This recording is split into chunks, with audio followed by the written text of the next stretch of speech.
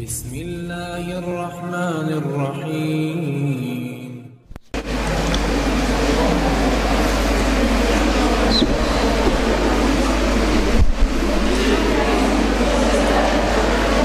Assalamualaikum warahmatullahi wabarakatuh.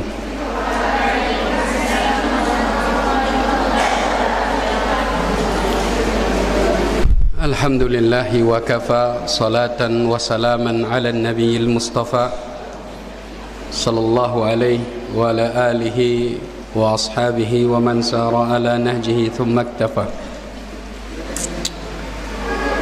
Qala rabbuna tabaraka wa ta'ala: يا أيها الناس اتقوا ربكم الذي خلقكم من نفس واحدة وخلق منها زوجها وبث منهما رجالا كثيرا ونساء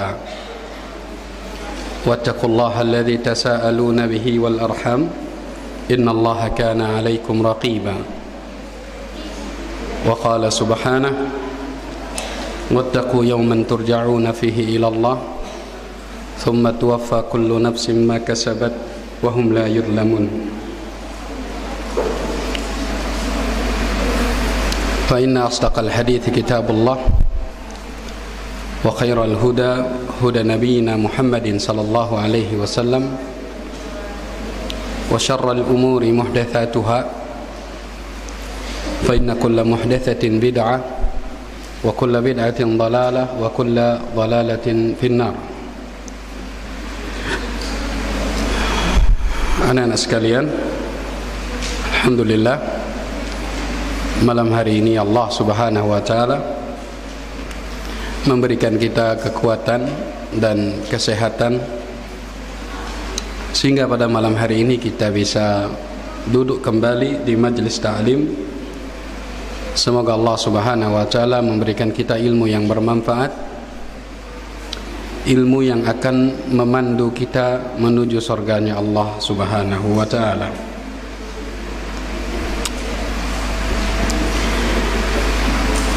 Salawat dan salam kita senantiasa haturkan kepada Nabi kita tercinta, Nabi Muhammad sallallahu alaihi wasallam.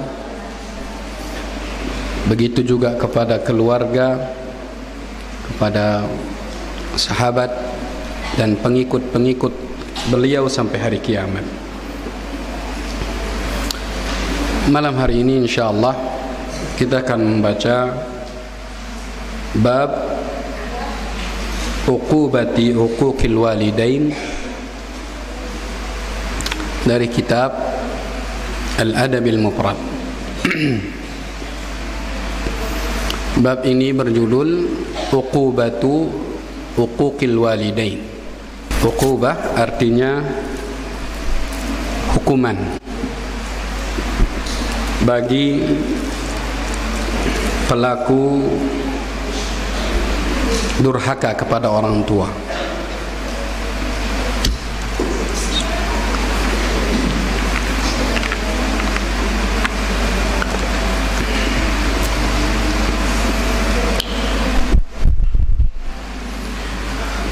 Hukuman bagi orang yang durhaka kepada orang tua. Dari Abi Bakrah radhiyallahu taala anhu,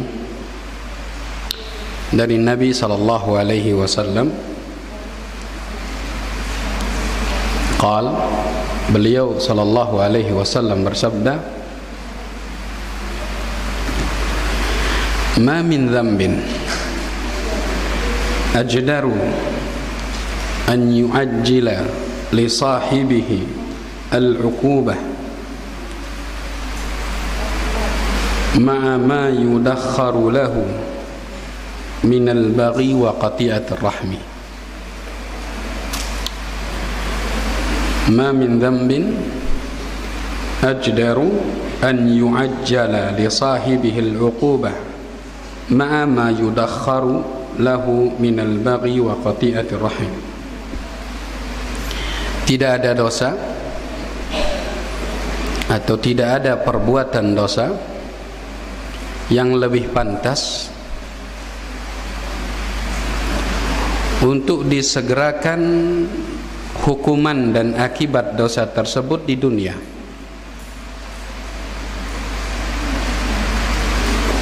Beserta hukuman dan akibat yang akan didapatkan nanti di akhirat.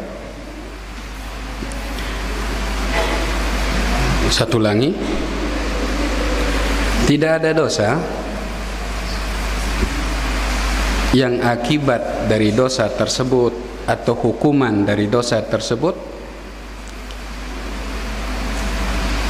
lebih pantas untuk disegerakan akibatnya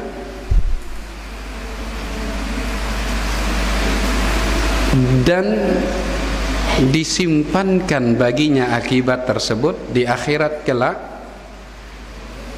dari perbuatan dosa al-baghi wa qati'atir rahmi. Paham? Dua dosa ini, al-baghi wa qati'atur rahmi, adalah dua dosa yang sangat pantas diberikan bagi pelakunya akibat dari dosa ini, hukuman, dan juga nanti akan dapat di akhirat akibat dari dosa tersebut. Jadi pelaku dosa ini di dunia dapat akibat, di akhirat juga dapat akibatnya. Apa dua dosa ini? Dua dosa ini adalah al-baghi. Al-baghi itu adalah perbuatan yang melampaui batas. Semua perbuatan yang melampaui batas disebut dengan al-baghi.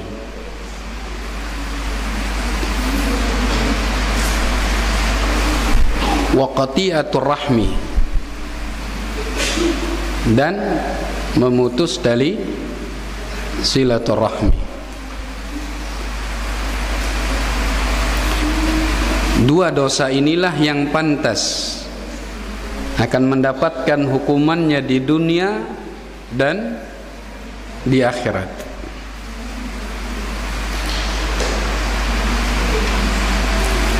Anak-anak sekalian, perbuatan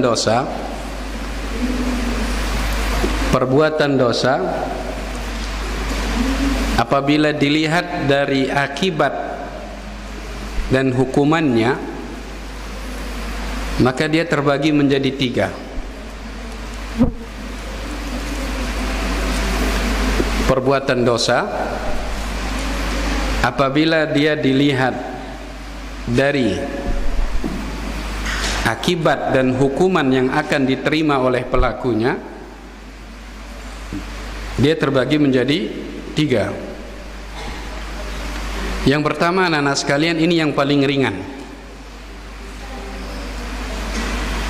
Dia mendapatkan hukuman atau akibat dari dosa tersebut di dunia. Ini ringan.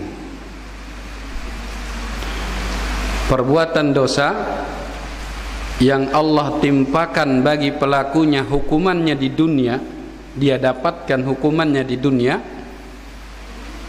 maka ini adalah yang ringan, perbuatan dosa yang akibatnya ringan. Kenapa Ustaz bilang ringan? Karena bila akibat di dunia dibandingkan dengan akibat di akhirat, jauh lebih parah di akhirat. Di dunia akibatnya atau hukuman itu hanya bersifat sementara dan tidak terlalu menyakitkan. Sakitnya pun bersifat sementara, karena segala sesuatu di dunia ini sifatnya sementara. Tapi di akhirat,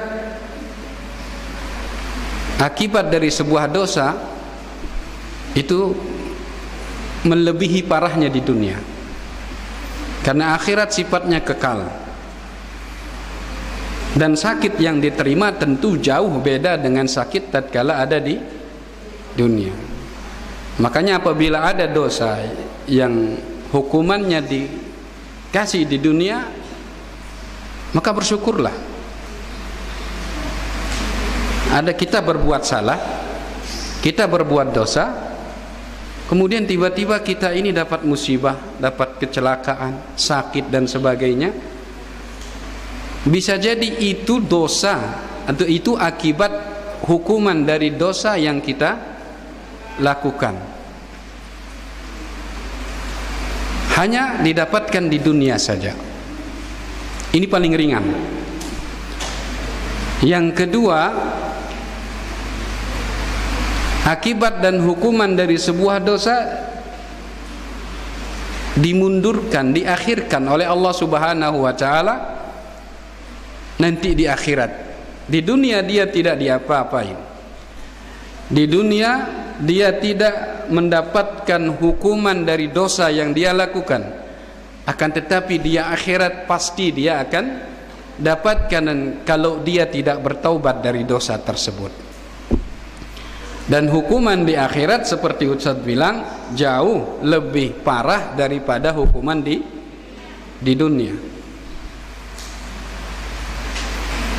Makanya Ustaz pernah cerita kalau tidak salah tentang Ma'iz, namanya Ma'iz, atau perempuan Ghamidiyah yang berzina dan mereka sudah menikah, meminta untuk dirajam kepada Rasulullah sallallahu alaihi wasallam. Lebih baik dirajam di dunia daripada disiksa di akhirat. Mereka menanggung malu, menanggung dosa besar tatkala mereka berzina, dan mereka ingin disucikan oleh Rasulullah sallallahu alaihi wasallam di dunia ini, disucikan dari dosa zina tersebut. Harapan mereka nanti di akhirat tidak diazab oleh Allah Subhanahu wa taala, karena tentunya azab di akhirat, hukuman di akhirat jauh lebih berat dan lebih parah daripada azab di dunia. Ini yang kedua. Yang ketiga, anak-anak sekalian,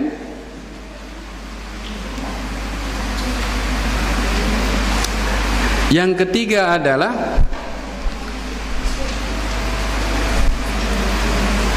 ditimpakan akibatnya di dunia dan akhirat. Di dunia dapat, di akhirat juga dapat. Hukuman yang di dunia itu tidak bisa menghilangkan hukuman dia di akhirat. Artinya tatkala dia hidup di dunia, dia akan mendapatkan akibat dari dosa yang dia perbuat. Nanti setelah meninggal, dibangkitkan pada hari kiamat kelak, mereka juga atau dia akan mendapatkan akibat dari dosa yang dia lakukan. Ini lebih berat lagi, ini di dunia dapat, di akhirat dapat. Qati'atur rahmi yang disebutkan dalam hadis ini, memutuskan tali silaturahmi dan berbuat baghi, berbuat yang melampaui batas, merupakan perbuatan dosa yang hukumannya dan akibat dari dua dosa ini didapatkan di dunia, didapatkan juga di akhirat. Makanya bahaya anak-anak sekalian.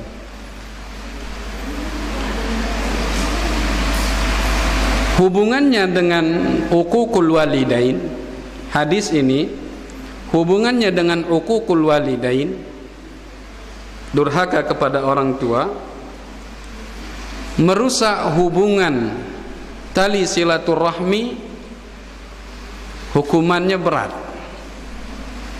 Tali silaturahmi yang paling kuat adalah tali silaturahmi antara seorang anak dengan ibu dan bapaknya.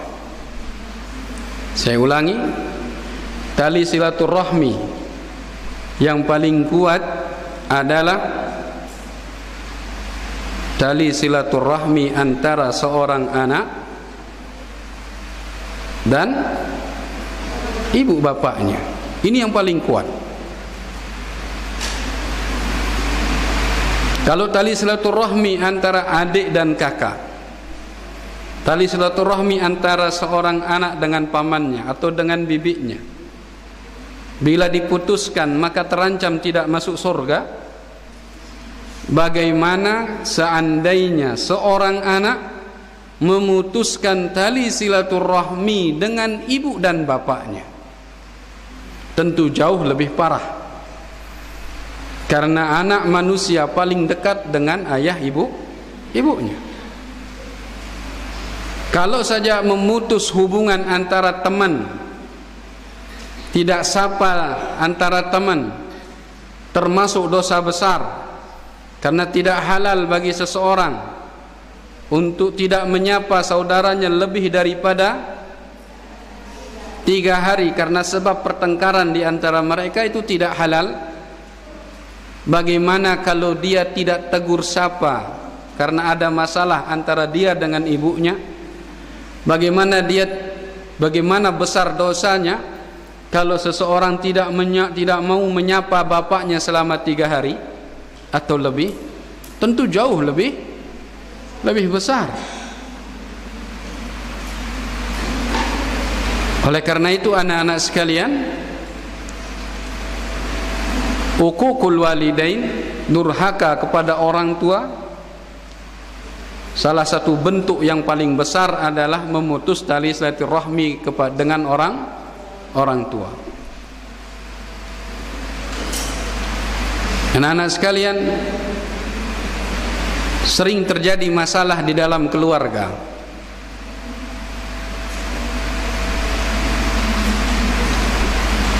Sering terjadi masalah di dalam keluarga, terutama antara anak dengan ibu atau bapak. Tapi jangan sampai masalah ini menjadi sebab seorang anak memutus tali silaturahmi dengan bapak ibunya, tidak mau menjenguk ibunya, tidak mau menengok ibunya, tidak mau melihat ibunya atau bapaknya. Terjadinya masalah adalah sesuatu yang lumrah, anak-anak sekalian. Selisih pendapat, besual sekedik-kedik, bahasa kita Lombok, besual sekedik-kedik, itu adalah sesuatu yang lumrah terjadi. Dan itu pasti terjadi. Tidak ada yang selamat dari perselisihan. Seandainya ada yang selamat dari perselisihan dan pertengkaran, tentu para sahabat lebih utama akan selamat dari perselisihan dan pertengkaran. Akan tetapi para sahabat juga saling bertengkar. Contohnya mereka yang tinggal di Masjid Quba, mereka bertengkar, berselisih sampai saling lempar batu, dan kemudian Rasulullah datang mendamaikan mereka. Para sahabat saja yang begitu mulia, begitu kuat keimanannya masih bisa berselisih. Tentu kita yang keimanannya jauh dari para sahabat akan mudah berselisih.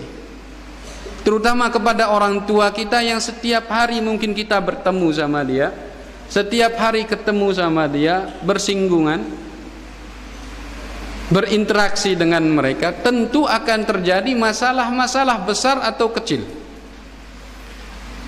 Tapi jangan sampai masalah ini membuat kita itu boikot. Mana memboikot? Tidak menyapa orang tua, kabur dari rumah. Jangan sampai seperti itu, anak-anak sekalian. Apabila kita sampai memutus tali silaturahmi dengan orang tua kita, maka akibatnya sangat parah. Allah akan timpakan akibat durhaka tersebut, memutus tali silaturahmi dengan orang tua. Allah akan timpakan akibatnya di dunia plus di akhirat. Di dunia sakit, di akhirat sakit. Maka jangan remehkan memutus tali silaturahmi dengan orang tua. Kalian punya masalah dengan orang tua, segera minta maaf. Walaupun kalian benar, posisi kalian benar, segera minta maaf. Karena meminta maaf jauh lebih baik daripada kita berselisih dan pecah. Seandainya dengan minta maaf itu kita bisa bersatu, lakukan minta maaf. Seandainya dengan mengalah, anak itu harus mengalah, dan dengan itu kita bisa bersatu dengan orang tua, bisa hidup rukun dengan orang tua, silahkan mengalah. Seandainya pun kalau hak kalian mungkin tidak kalian bisa ambil secara sempurna, tapi demi menjaga hubungan baik dengan orang tua, lakukan. Belanja kalian mungkin tidak dikasih 1 minggu misalnya, itu hak kalian. Kalian tidak dikasih uang 1 minggu, tapi jangan gara-gara itu kita tidak mau menyapa orang tua. Mengalah sudah, bismillah. Jauh lebih baik mengalah daripada kita berselisih sehingga kita nih ujung-ujungnya memutus tali silaturahmi kita dengan orang tua. Anak-anak sekalian, Allah Subhanahu wa taala berfirman, wa an ta'fu wa tasfahu wa tasfahu wa taghfiru fa innallaha ghafurur rahim. Wa an tasfahu wa an ta'fu wa tasfahu wa taghfiru. Kalau memang kita ini untuk menjaga hubungan baik dengan orang tua itu kita harus memaafkan orang tua, kita harus mengalah, kita harus memaafkan, minta ampunkan orang tua, maka ini jauh lebih baik daripada kita berselisih, memutus tali silaturahmi dengan orang tua. Jelas anak-anak sekalian? Menjaga hubungan baik jauh lebih baik daripada memutus tali silaturahmi. Kemudian anak-anak sekalian, tali silaturahmi sini dimaksudkan adalah hubungan kekeluargaan. Tali silaturahmi yang dimaksudkan di sini adalah hubungan kekeluargaan yang masih ada hubungan rahim dengan ibu. Siapa saja yang masih memiliki hubungan rahim, maka itu tidak boleh kita putuskan tali silaturahminya. Ibu, siapa lagi? Bapak, nenek, terus ke atas, adik, kakak, bibi, paman.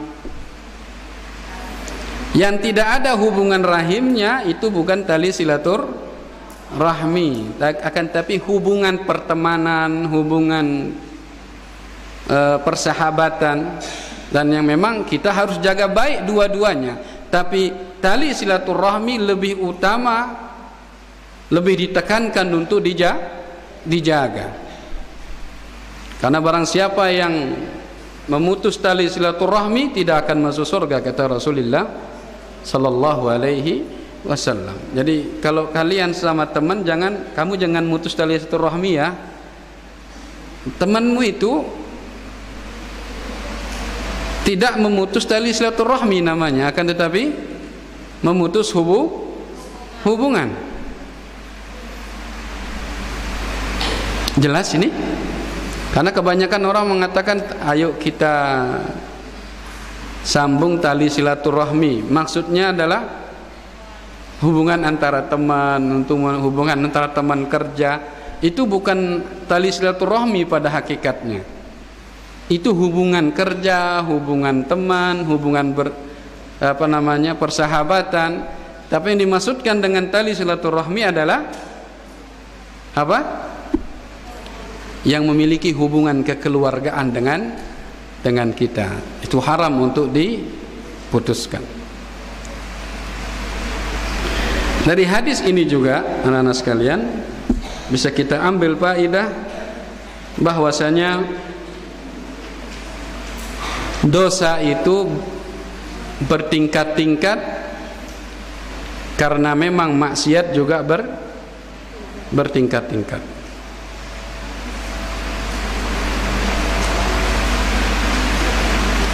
Allah Subhanahu wa Ta'ala akan memberikan akibat dari sebuah dosa bertingkat-tingkat, sebagaimana maksiat itu juga bertingkat-tingkat. Semakin parah sebuah maksiat, maka akibatnya semakin parah. Semakin ringan sebuah maksiat, maka ringan juga akibatnya. Namun jangan sampai kita menganggap remeh maksiat yang kecil. Jangan pernah menganggap remeh maksiat yang kecil. Pepatah Arab mengatakan wala tahqiranna as-saghirata fa innal jibala minal hasa. Apa katanya? Wala tahqiranna as-saghirata fa innal jibala minal hasa. Apa artinya? Jangan anggap remeh sesuatu yang kecil. Ketahuilah gunung itu terbuat dari bebatuan yang kecil. Jangan menganggap remeh sesuatu yang kecil, karena gunung yang begitu besarnya terbuat dari bebatuan yang kecil.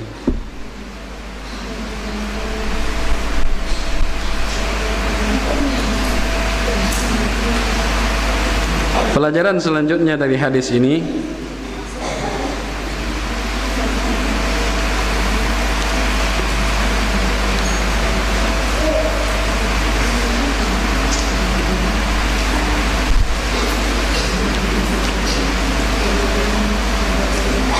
disegerakannya hukuman atau akibat dari dosa di dunia merupakan salah satu bentuk rahmat Allah Subhanahu wa Ta'ala. Jadi anak-anak sekalian lihat, rahmat Allah sangat luas. Rahmat Allah Subhanahu wa Ta'ala sangat luas. Kenapa Ustaz bilang luas? Ternyata rahmat Allah tidak hanya dalam bentuk nikmat. Ya, rahmat Allah tidak hanya dalam bentuk nikmat. Sebagian kita menyangka rahmat Allah itu hanya nikmat. Dapat uang banyak, dapat rahmat. Ya, makanan enak, rahmat. Tapi tatkala dapat musibah, dia tidak bilang rahmat. Ternyata musibah yang menimpa kita itu salah satu bentuk rahmat Allah Subhanahu wa Ta'ala kepada kita. Bisa jadi musibah yang kita benci, bisa jadi musibah yang menimpa kita itu kita benci, akan tetapi di balik musibah itu Allah Subhanahu wa Ta'ala menghapuskan dosa yang kita lakukan. Bisa jadi musibah yang kita alami atau yang ditimpakan kepada kita itu bisa jadi apa? Sebab penghapusan dosa kita oleh Allah Subhanahu wa Ta'ala. Ini rahmat atau bukan? Rahmat. Makanya tidak boleh menyandarkan keburukan kepada Allah Subhanahu wa Ta'ala. Semua yang datang dari Allah itu baik. Camkan bagus-bagus. Semua yang datang dari Allah itu semua baik. Itu semua rahmat. Walaupun terkadang menurut ilmu manusia tidak baik, karena ilmu manusia pendek. Ilmu Allah maha luas. Apa tadi bilang? Iya, semua yang datang dari Allah itu baik. Semua yang datang dari Allah itu baik, itu rahmat. Cuman terkadang kita memandangnya tidak baik. Ada banjir, musibah banjir ini. Gempa bumi yang terjadi di Lombok dulu, musibah, banyak yang meninggal, banyak rumah yang hancur, banyak jalan yang rusak, jembatan putus. Kita mungkin memandangnya ini buruk, tapi beda dengan cara pandang Allah Subhanahu wa ta'ala. Beda dengan ilmunya Allah Subhanahu wa ta'ala. Yang kita pandang buruk itu adalah kebaikan sebenarnya untuk kita. Asa an takrahu syai'a wa yaj'alallahu fihi khairan katsira. Bisa jadi kalian menganggap sesuatu itu buruk, kalian benci terhadap sesuatu, akan tetapi Allah jadikan kebaikan yang banyak pada sesuatu yang kalian benci tersebut. Jelas? Itu mungkin anak-anak sekalian yang bisa Ustaz sampaikan. Subhanakallahumma rabbana wa bihamdika asyhadu an la ilaha illa anta astaghfiruka wa atubu ilaik. Assalamualaikum warahmatullahi wabarakatuh.